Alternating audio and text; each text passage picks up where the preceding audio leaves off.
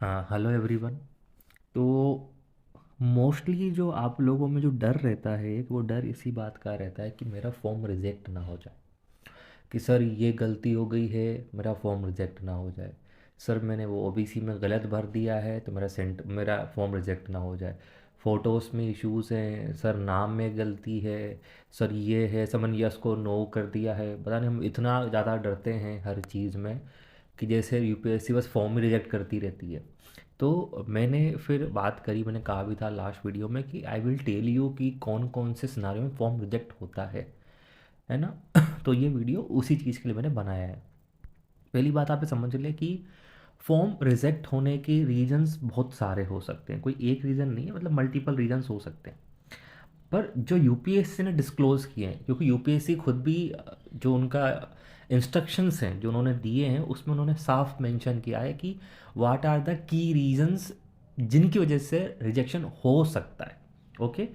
तो कुछ major reasons है, ये भी श्योर नहीं कि इन पे होगा ही सही, मतलब देयर इज नो गारंटी कि फॉर्म रिजेक्ट होगा। यूपीएससी कोशिश करती है कि फॉर्म रिजेक्ट नहीं हो किसी का भी, और वो करती ही है। मैंने नोटिस किया, आप पाएंगे बहुत ही कम फॉर्म रिजेक्शन होते हैं, बहुत ही कम, क्योंकि वो अवॉइड करते हैं, क्योंकि मल्टी लेयर प्रोसेस है, वो चलाते हैं इसको, तो रिजेक्शन नहीं होता। और जो उन्होंने रीज़न दिए हैं 5 से 6 रीजंस जिनकी वजह से हो सकता है, मैं वो डिस्क्लोज करना चाहता हूँ। और ये यूपीएससी ने खुद मेंशन किया, मैंने घर से नहीं लाया, ठीक है। तो मैंने वैसे कहा कि यूपीएससी कभी भी कैंडिडेचर कैंसिल नहीं करती है आपका, जब तक कि बहुत ही बड़ी मिस्टेक ना हो। क्लियर। तो वो कौन सी कंडीशन है हम उनकी बात कर लेते हैं। तो coming to the point first,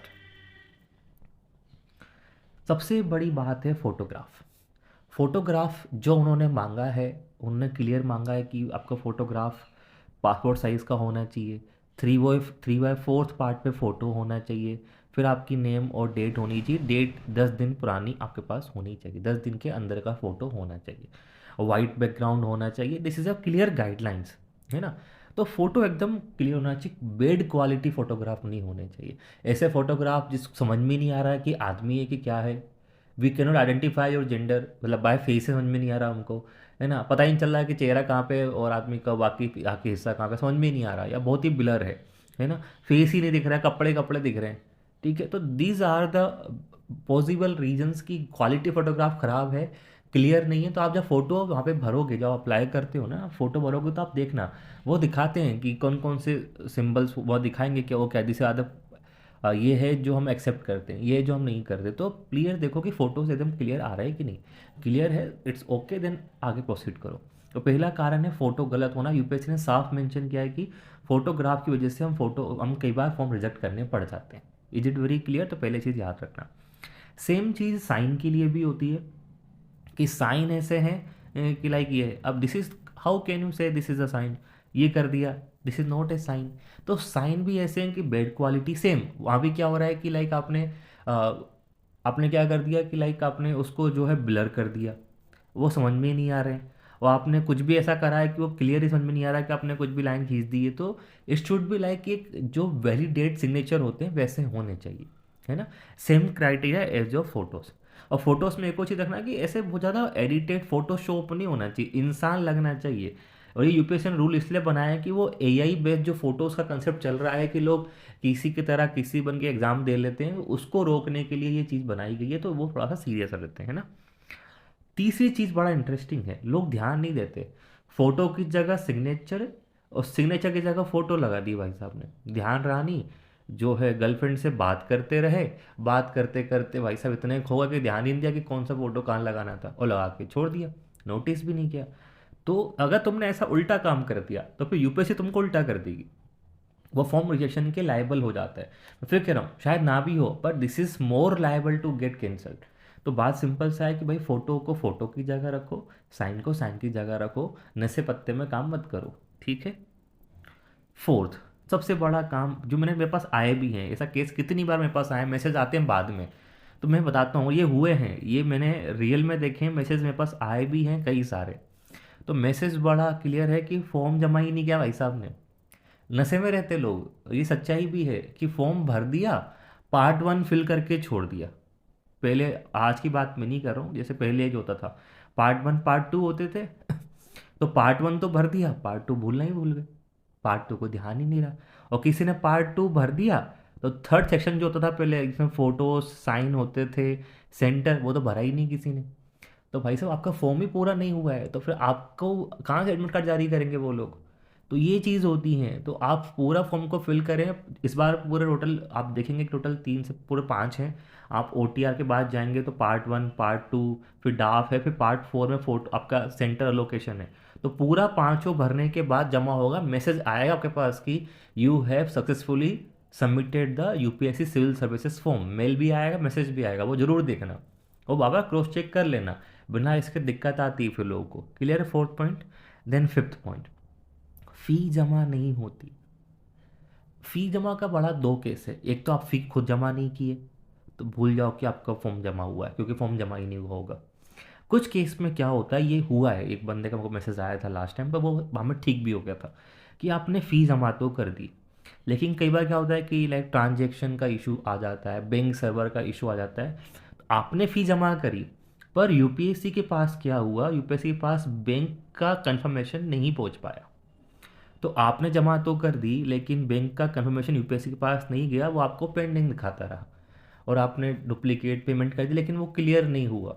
अब इस केस में क्या होता है, UPSC का रूल है कि जैसे आपकी डेट खत्म होगी 11 फेब के आसपास, 11 फेब के 15 दिन के अंदर, 15 डेज में वो ऐसे कैंडिडेट की लिस्ट तैयार करती है कि जिन्होंने फॉर्म तो फीस जमा करी तो है, लेकिन उनकी रिसिप्ट उन तक नहीं पहुंची है, या उनका फी स्टेटस उनके पास नहीं आया है, आपने ट्राई किया हो तो उसको हम बोलते हैं केसेस ऑफ फिक्सियस पेमेंट, कि आपका पेमेंट का स्टेटस क्लियर नहीं है हमको। तो अगर तो वो लिस्ट जारी करती है और उनको एक अपॉर्चुनिटी देती है कि 15 डेज के बाद जो जारी करती है कि आप जो हैं, अगर आपने पेमेंट किया है तो आपका पेमेंट अगर हुआ है तो मुझे उनका प्रूफ आप सेंड कर दो। वो आपसे प्रूफ मांगेगी, आपने उनको प्रूफ दिया तो फिर आपका जो फी स्टेटस था वो वहाँ पे क्लियरली शो हो जाएगा, आपका फॉर्म, आपका एडमिट कार्ड जारी कर दिया जाएगा। तो अगर आपने, उन्होंने रिपोर्ट किया है आपका कि दिस इज ए फिक्सियस पेमेंट, आपके फॉर्म जमा आपने पूरा भरे लेकिन फ़ी नहीं आई है, रिपोर्ट करेंगे, फिर आपसे पूछेंगे कि प्रूफ दे दो फीस का, आपने तब भी प्रूफ नहीं दिया, देन फिर फॉर्म आपका कैंसिल हो जाएगा। तो ये एक आखिरी केस होता है जहाँ पे फॉर्म आपका रिजेक्ट हो जाता है। तो दीज आर द 5 सिनारियो जहाँ पे UPSC फॉर्म आपका रिजेक्ट करती है। तो ये 5 आपको याद रखना है हर एक चीज़ में। देन इसके अलावा कोई रीजंस नहीं है, आप एग्ज़ाम जरूर बैठेंगे, कैसा भी हो जाए, ध्यान रखना, आपको एग्ज़ाम से बैठने को कोई रोक नहीं सकता। UPSC के लिए क्या चीज़ मैटर करती है, एक मैटर करता है कि आप क्वालिफाई है या नहीं, मतलब ग्रेजुएशन आपका हुआ है कि नहीं, एक वो चीज़ चेक करते हैं।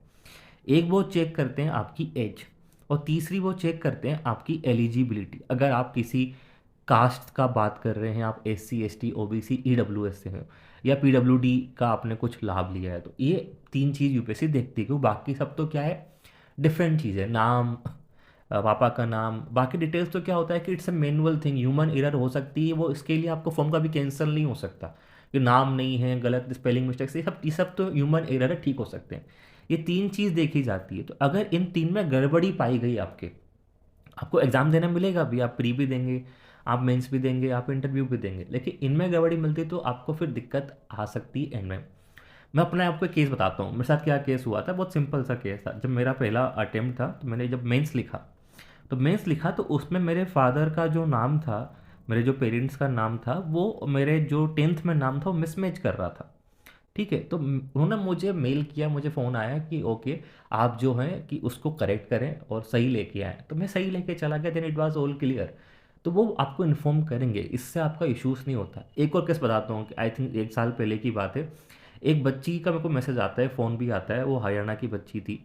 तो उसका जो सर्टिफिकेट था OBC वाला, वो NT के द्वारा साइन किया गया था, नायब तहसीलदार के द्वारा, 2 साल पहले, जब तक ये कंपल डेट वाला अभी इशू नहीं आया था UPSC में। अब तो डेट आने लगी 1 अप्रैल के बाद वाला, उस टाइम पे नहीं आती थी। तो उन्होंने कहा कि NT का है, तो अब उसको बोल दिया रिजेक्ट हो जाएगा।